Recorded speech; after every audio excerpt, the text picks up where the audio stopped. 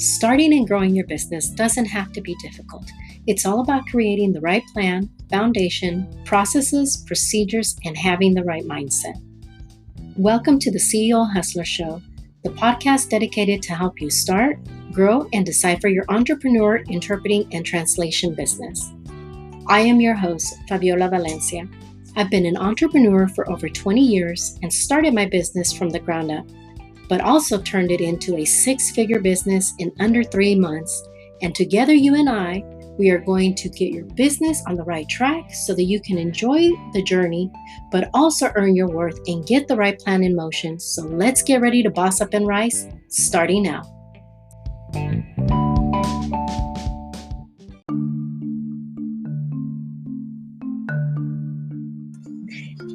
Hey hustlers, welcome to another episode in the Boss Up and Rise podcast. We are going to talk about the challenges faced by entrepreneurs. Well, as you know, I talk a lot about entrepreneurship, the things that you need to consider, the things that you need to do in order for you to avoid those business risks. Right now, more than ever, if you have not perused through my website, through my blog, I highly recommend that you do so, for the simple fact that I share a lot of tips, a lot of helpful information that has helped me throughout my years in business, but more importantly, that helped me get through the economic crisis back in 2008, but also tips that are helping me right now with this whole COVID-19. Many of you are not really taking this into consideration. Many of you really think probably that I'm full of BS, right? Because unfortunately, that's how our mind works. That's how many of you feel or think that when somebody's giving you advice or tips, that we really don't know what the heck I'm talking about.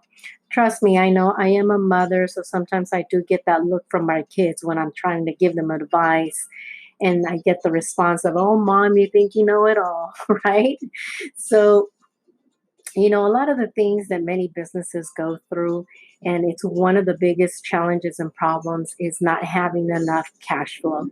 Two is not having the right processes and procedures in place to help you through the different changes that the businesses go through. For example, when the economy crisis happened, how many of you actually had a plan or had processes and procedures to help you get through through that whole cycle? I think many of us did not have anything in place. For example, if you've been following me, then you're going to know that, for one, I didn't even know that was actually happening. I had so much going on in my personal life. For example, my father was diagnosed with glioblastoma. And so my daughter was also sick. She was born, premature. I was also sick. So I had so much other things in my mind that I didn't really have a plan. So things slowly but surely started, crumbling down. And finally, when the whole crisis, kind of just got better, I really took some time, took a step back and started analyzing and started creating the processes and procedures and really focusing on the things that what could I have done better. And so those things, after trial and error, I started implementing a lot of those things into play to help me with my business. And believe it or not, a lot of those challenges, a lot of those steps, processes, and procedures and things that I implemented are now helping me with this current crisis, this virus that many of us never thought in our wildest dreams. I mean, believe it or not, many of you were focused, if you're in California, many of you guys were focused back in 2019, at the end of 2019, you guys were focused more on the AB5. How were you going to run your business as a freelancer, as an entrepreneur due to that law, and not really thinking about the what if something else happened, the what if, things changed. I started listening to the trends. I started listening in my mind, it was more of, okay, well, if the AB5 goes through, if it gets approved, how am I going to run my business? Is it going to impact my business? And if it isn't, what things can I do? What things can I change? So I started implementing a lot of the procedures, but more so, I kept telling my husband, like, you know what? There's a lot of talk on the online world that there might be an economic crisis. And of course, he's like, no, I think you're overthinking about it. I think you're just doing too much. That's their favorite word. I'm doing too much. Well, I started preparing, believe it or not. I started, increasing my savings. I started creating processes and procedures for my business. And then 2020 comes in and a lot of things started happening where unfortunately I got really sick more so than other times. If some of you guys that follow me on social media, then you guys saw that I got really sick with bronchitis. Now that those are things that I go through every year because of my autoimmune disorders. So I always plan ahead. So on my downtime, if I do get sick, when I get sick, then my business is still running and operating. And so when I got sick this time around, oh my Lord, I got so much worse than other years where I ended up with bronchitis, pneumonia. But this time around, it just really knocked me out for like literally, I want to say about 2 months. We're in April now. So today's April the 1st. This is when I'm recording this. So 3 weeks ago, I was still, with a little bit of breathing challenges because I do have COPD. Granted, I've never smoked in my life, believe it or not. How in the heck I ended up with COPD, I have no clue. How I ended up with asthma, I kind of blame it because I went from living in the Bay Area to living now in Sacramento. But a lot of these medical challenges, so then not only was I sick, but then my daughter got sick, my husband got sick, and we were just having a hard time breathing and the cough. Some people tell us, well, maybe you already went through the COVID virus and you didn't even know. Maybe I did, maybe we didn't. I don't know. But if we did, I'm so grateful and thank God we survived it. If we did have it, because my daughter was literally sick for about a month. So she didn't go to school for literally about a month.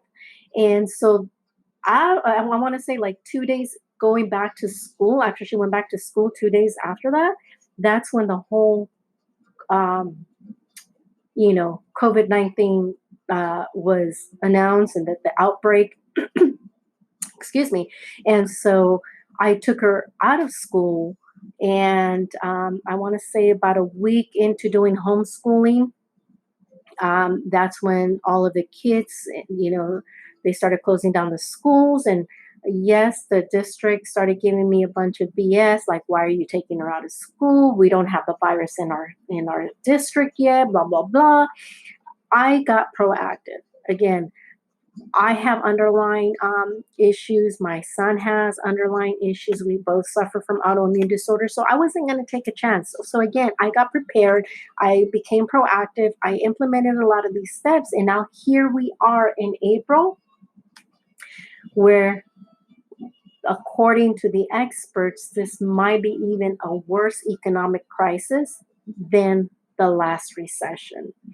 Now, many people say, well, Faviola, you don't seem worried. You seem calm and collected. Well, you know what? I can't stress and worry about things that I cannot change. And I am a mother, and my 19-year-old son is in the Navy. He's deployed. Finally, thank God I heard from him. He's safe. He's okay. He's healthy. But there's many of you who don't have the same luck. Many of you guys are in a worse situation where many of you guys may be sick or have a family member who's sick, or you guys are going through some financial hardship, or maybe you guys didn't prepare and you guys don't have enough supplies or enough resources, and the list goes on and on. So all I can tell you from my experience is, one, Please do not stress on things that you cannot control. Become proactive. If you need help, if you need assistance, reach out. Don't be afraid to reach out to friends and family, because stressing out is just going to make things 10 times worse. Also, now that we are hunkered down, find a way to basically motivate yourself, to get inspired, to do things to help you so that you don't go into a depression or get anxiety or become very stressed. Because many of you guys, like I said, this is a very difficult time. It's a very difficult situation, but there's so much worse things happening around the globe that worrying about money right now shouldn't be your top priority. Thank God that we live in a country, for those of us here in the U.S., that we live in a country where our government, our state government, I should say, is stepping in. Unfortunately, not so much the federal government, but our state government is being proactive. It's reacting in a positive way to help us. If you're in the US and if you are getting some financial help, whether it be unemployment, whether it be food stamps, whether it be cash aid, whether it be, I don't know, if you're still working and you have, friends and family outside of the country, reach out and help them out, whether it be 10, $20, $50. This is a time where we need to come together and really become proactive. Now, these are challenges that entrepreneurs face, and more so because we are entrepreneurs. We don't have the luxury of getting a paycheck. But luckily for us here in California, I'm not sure in other states. So please let me know. You can always record your audio and send it to me, and I'll go ahead and share it on every episode. Let me know in your state, what are you struggling with? What are you going through? Is your state actually helping you guys out? Because here in California, we were able to apply for unemployment. Now, I can't say with 100% certainty if we're going to get it, but nevertheless, we applied for it, and hopefully it does help us out. But so if you are an entrepreneur, if you're thinking of becoming an entrepreneur, these are all of the things and factors that you need to take into play. The other thing that we struggle to is, we start to work all these long hours. Now, many business coaches online say, oh, well, work 24/7 around the clock, and then, to build your business, and then 3 months, 6 months, a year, 2 years, your family's going to appreciate it. Let me tell you, that's a bunch of BS. When we go into the entrepreneurship journey, we do it because we don't want to work Monday through Sunday, and these long hours that we put in someone else's business. We want to be able to have that flexibility, that um, that journey where we can work when we want, from wherever we want. At least that is how I feel. Many of you guys are spending hours after hours. And the reason you're doing that is because I get it. Some of you don't have the financial resources to hire a coach or a mentor or get into a program to help you with all of the steps and processes and procedures. I get it. So that basically you're working around the clock, doing your research, implementing the processes. So all I can tell you is, don't reinvent the wheel. If you find a coach, a mentor, a trainer that can help you, who already has all of these processes and procedures in place, reach out to them. Negotiate a rate, a fee. I'm sure there's many of them out there willing to help you out. At least that's how I work, as a coach, as a trainer, and a mentor. I try to take into consideration, because I know how hard it is to start a business. I know how expensive it is. Therefore, that's why I created all of these plans, these programs, to help anyone and everyone who's willing to start their own business, who's on a budget, no budget, who has a budget. Because these are problems, again, that entrepreneurs go through. The other thing that we also encounter that we don't prepare for is basically growth. We want to start growing our business, but we don't have the systems in place, the processes in place, and all of that creates so much chaos, so many problems. So, to finalize this, like I said, entrepreneurs, we go through a lot of ups and downs. We go through a lot of good, bad, and evil. So if anyone is telling you, oh, the entrepreneurship, you're not going to have problems, it's going to be all hunky dory, it's going to be all fun. No, let me tell you, it's not. Yes, now, 20 years in my business, I still have certain problems and issues that I go through, but they're not as big as they were 20 years ago. Why? I was able to sit down, problem solve my processes, basically analyze the processes, the procedures, create solutions, create a framework that actually works, create processes and methods that actually work, and that I'm happy to share with you guys, because a pretty site, pretty branding is not going to generate the income, the business that you need if you don't have a clear and solid foundation to present to your clients, to your customers, if you are not marketing yourself the right way. So, our goal, our mission as entrepreneurs is basically to solve problems, right? To provide services that consumers need. But in order to do so, we have to be able to create a solid foundation.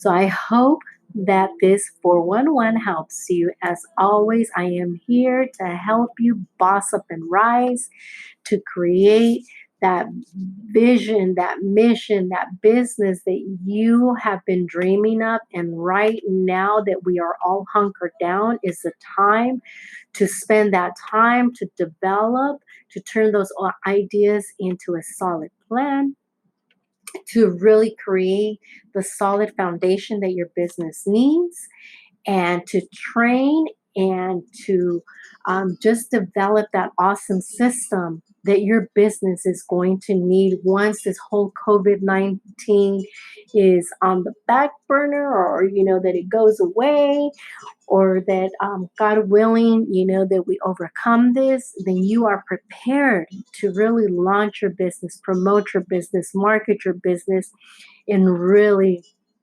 start solving those problems that all of the consumers need. So let me know in the comments by sending me, or shoot me, record a video or an audio and send it my way, because I am here to help you every step of the way. So let's continue, like I always say, boss up and rise.